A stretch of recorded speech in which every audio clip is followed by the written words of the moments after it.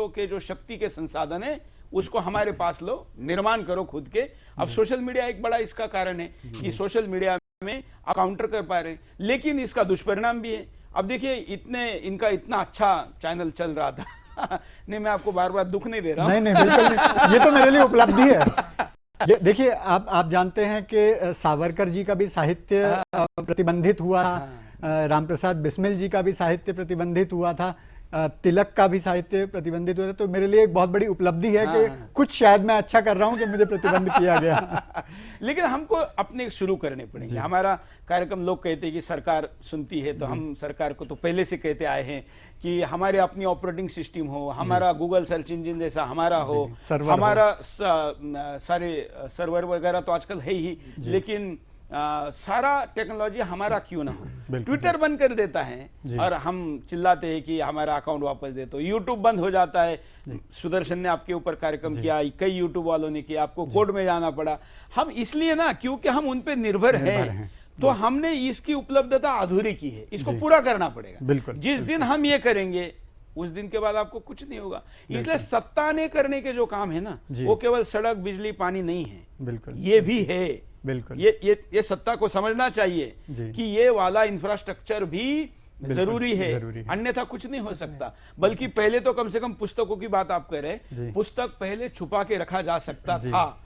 आज अगर ऑनलाइन मानिए सुरेश चौहान के नाम या लिखे हुए पुस्तकें इन्होंने तय किया कि हटा देने हैं, एक दिन में दुनिया के सारे सर्वर पर वो सारा पुस्तक, वो नाम गायब, वो कभी भी नहीं मिलेगा। तो डिजिटल एक स्ट्रेंथ भी है और एक वीकनेस भी है, इसलिए हमको अपना प्रारंभ करना चाहिए। मैं तो कू ऐप हो या ट्विटर ऐप हो या जितने स्वदेशी ऐप है, मैं कहता हूं भाई इनको प्रमोट करो, जितना ज्यादा करेंगे हमारा अपना रहेगा। बिल्कुल, एक कहावत भी है इसमें कि आत्मनिर्भरता से ही आत्मसम्मान आता है। यस, तो मेरे ख्याल से हमारे लिए संकल्प होना चाहिए और सभी दर्शकों के लिए भी संकल्प होना चाहिए कि हम अब स्वदेशी प्लेटफॉर्म का निर्माण करें और देश एक पहली चुनौती तो कम से कम इन शक्तियों को दे कि देश जवाब देना जानता है, हिंदू समाज जवाब देना जानता है। बिल्कुल बिल्कुल। हमने इसके लिए क्या किया, आज स्वदेशी.com। अब लोग कहते हैं कि भाई स्वदेशी पहचाने कैसे, कोई पता ही नहीं चलता, क्योंकि हिंदुस्तान यूनिलीवर, ऐसा लगता है कि सुदर्शन चैनल का कोई है क्या हिंदुस्तान क्योंकि मैं तो हमेशा हिंदुस्तान कहता हूं। तो हमें करना क्या पड़ेगा, तो हमने एक आज स्वदेशी.com नाम का एक पोर्टल चालू किया।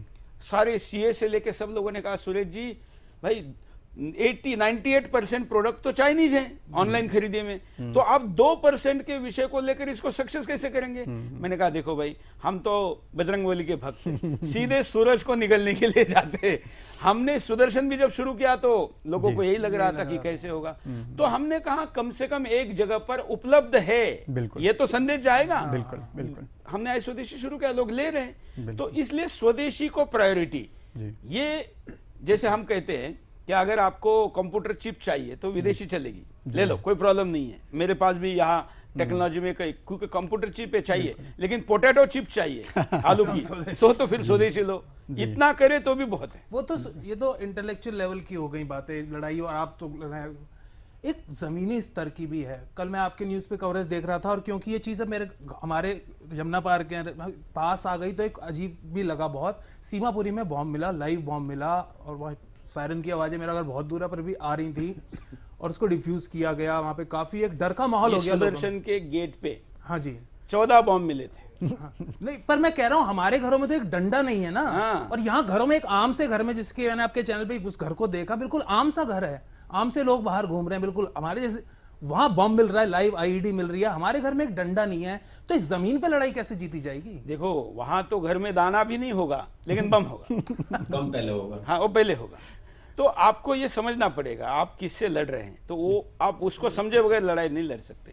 अब मैं अगर कहूंगी शस्त्रों की बात, तो ये कहेगा देखो ये प्रमोट कर रहा। मैं कह रहा हूं भारत का संविधान बाबा साहब का, सुरेश चौहान के नहीं कह रहा बाबा साहब अम्बेडकर कहते कि आत्मरक्षा के लिए आप शस्त्र रख सकते, लाइसेंस ही रख सकते, तो आप करो ना अप्लाई। मैं आपको कह रहा हूं, इस शो को देखने वाले को कह रहा हूं, भाई आप ऑफिशियली अप्लाई करो, आप क्रिमिनल नहीं हो, आप उसका दुरुपयोग नहीं कर रहे हो, तो आपको लाइसेंस देना सरकार का काम है। जिसको नहीं देते हैं हमको संपर्क करें, हम उसका रास्ता समझाएंगे। तो कम से कम लाइसेंस ही तो रखो। दूसरा, आपके घर में जैसे मेरे पास तलवारें हैं, मेरा पुरखों का अपना खजाना है जो हमने जखीरा है जो आगे बढ़ाया है, और हर विजयादशमी पे हम उसका पूजन करते हैं।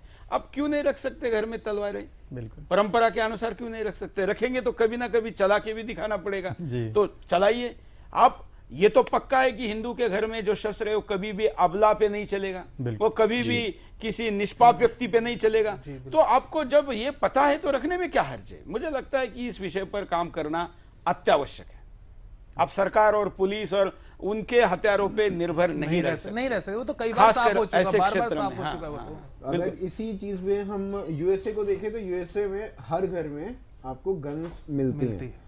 और लेकिन वो संस्कार के सिवा की गन वहां नुकसान दे रही है। जी भाई तो मतलब आप आर्म्स, जैसे हम यहाँ दवाई कंपनियों का शिकार हो रहे हैं ना, वैसे हम जो आर्म्स वाली लॉबी है उसके शिकार भी ना हो, ये भी थोड़ा ध्यान रखना पड़ेगा। भाई मतलब यूएसए में हर घर में आर्म्स दिखते हैं, गन्स दिखते हैं, और यहाँ पर हिंदुओं के हर घर के भगवान के हाथ में शस्त्र दिखते हैं, मूर्तियों में शस्त्र दिखते हैं। नहीं, लेकिन उनके पास शस्त्र नहीं दिखते हैं। अब तो ऐसे कई बाबा लोग भी आ गए हैं कि जो भगवानों के हाथ के शस्त्र निकाल देते हैं। निकाल देते हैं। हाँ, वो कहते हैं नहीं, क्यों चाहिए भगवान को शस्त्र? उनको कौन समझाए? बिना शस्त्र के आपने कोई भगवान देखा है? मतलब मैंने, चाहे आप दुर्गा माता ले लो, चाहे आप राम जी ले लो, चाहे आप कोई भी भगवान ले लो, आप बिना शस्त्र इतना के छोड़िए, नहीं देखते। ये हमारे पड़ोस का देश है जिनको रोहिंग्या को भगाया, वो तो बौद्ध देश है जी भाई, ब्रह्म देश। पहले तो ब्रह्म देश था ना,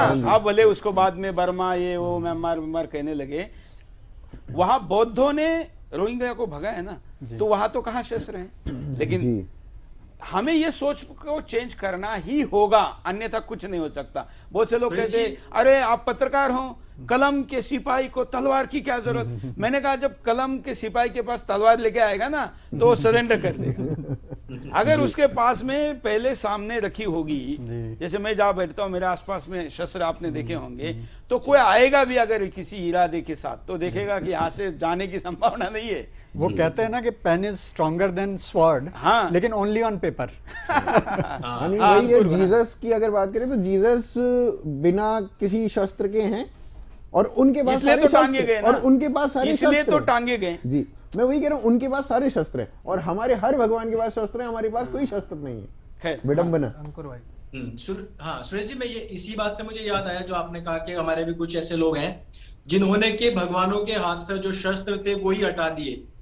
तो अगर उन लोगों की मैं बात करूं, और मैं नाम तो नहीं लेना चाहूंगा, पर आपने उन लोगों के खिलाफ भी एक बड़ी मुहिम लगाई है। और जहां तक अगर बात करें कि आपके तिलक की, आपके भगवा धारण की, आपके हमेशा हिंदुस्तान की और हिंदुओं के हित की बात जो आप करते हैं, लेकिन कहीं ना कहीं वो जो हिंदू धर्म से जुड़े हुए, उनको कथावाचक कहिएगा, प्रवचनकर्ता कहिएगा, ये जो आपने एक बहुत बड़ी क्रांति, मेरे हिसाब से तो बहुत बड़ी क्रांति है, इसके बारे में हमें थोड़ा सा बताइएगा। क्योंकि पत्रकारिता अपनी जगह है, राष्ट्रवाद अपनी जगह है, और धर्म रक्षा अपनी जगह है, लेकिन अपनी जब कमियां सामने आती है उन्हीं पर ही आपने एकदम से सीधा सीधा प्रहार कर दिया।